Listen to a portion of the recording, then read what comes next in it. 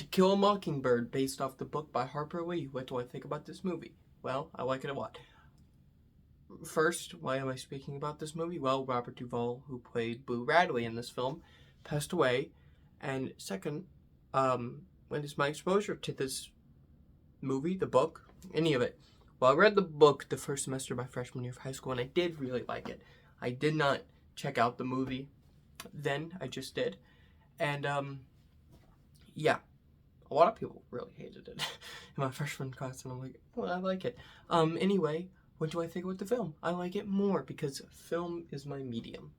Film is my medium. Books just aren't my medium. Books are very good. While I'm talking about books, I'm gonna put this book, back on the shelf. But yeah, books just aren't my medium. It's just not. I connect to film more. So did this connect more with me in film version? Hell yeah.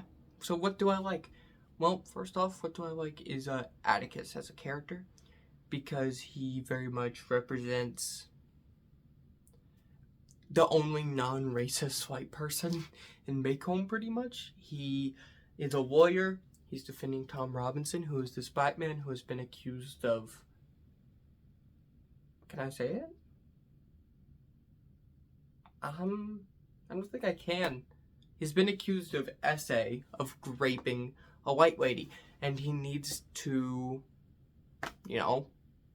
defend him. And his kids in the book, Scout is the narrator, his kids are kind of the main characters, Jim and Scout, and they grow and mature. It's a very coming of age type story. By the end, when they lose the case and the white man gets hanged, they learn that the good guys don't always win, which is a very important lesson that a lot of us, it takes us a while to learn. But it's a very important one that we learn it. So yeah, just if that really works, and you know what, the best scenes in the movie, the court trial, which just are so well shot, so well acted, so well done. And racism is portrayed about as well as you would expect for a movie from the 60s. This is about as best as you would get. We can talk about how it's portrayed and how that didn't age well, how some of it's problematic today, in the negative section, but most of it's pretty aged well.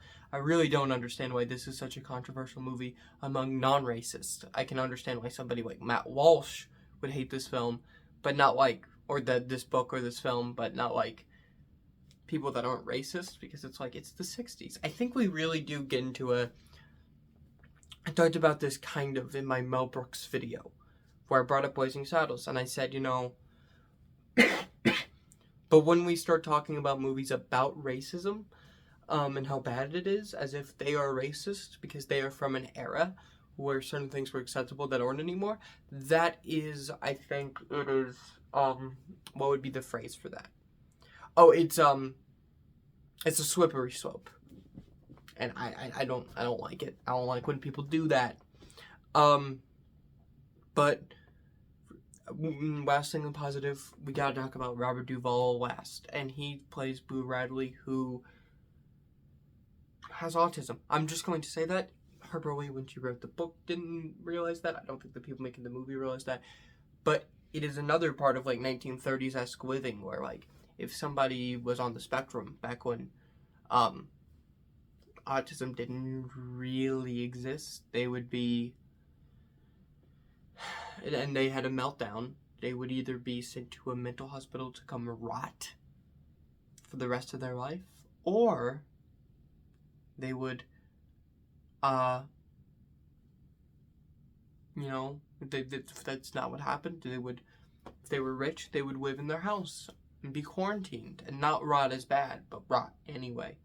And that is what has happened to Boo Radley, the latter. He's rich, so he has lived in his house. Arthur Radley is his real name. Everybody just calls him Boo. And the way he's portrayed, you could argue it would be over the top of today, but they didn't even know they were making an autistic character, so it's fine. Look at it within the context. If this came out today and they were like, yeah, he's got autism, like, ooh, that's not good representation, but this is, for what it is. And he saves the kids, and I actually cried when Atticus shaked his hand, and everything was good, and it's the last part of the movie. Robert Duvall's only in near the end, but he's really good. He's really good here. R.I.P. Also, because this is a movie about racism and came out during the civil rights movement, R.I.P. Jesse Jackson, the civil rights protester, the civil rights spokesperson, the civil rights leader. R.I.P. Jesse Jackson. That's really sad. I hope there's still some people like you in the world today that will stand up for the people who need help. But yeah. So my negatives are just things that didn't age well. The number one big one is that Atticus has a character that I don't even remember being in the book, but it has been a while. Who's this servant? Who's black? This like maid? Ooh. Yeah, that's actually horrible. That's so much like racism. Yuck. But not racism. That's so much like slavery. Sorry, it's like, that's so much like slavery. And that's not good. And, another problem I have with the film, in terms of just things not aging well, there's a point where, Atticus goes, like, Scout's like, they said you was defending an N-word, and, he goes, I'm not defending an N-word. I'm defending a Spanish word for black.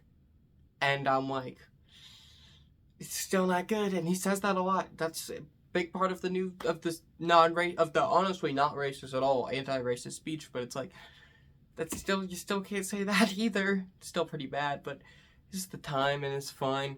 Altogether, I would give the film an A.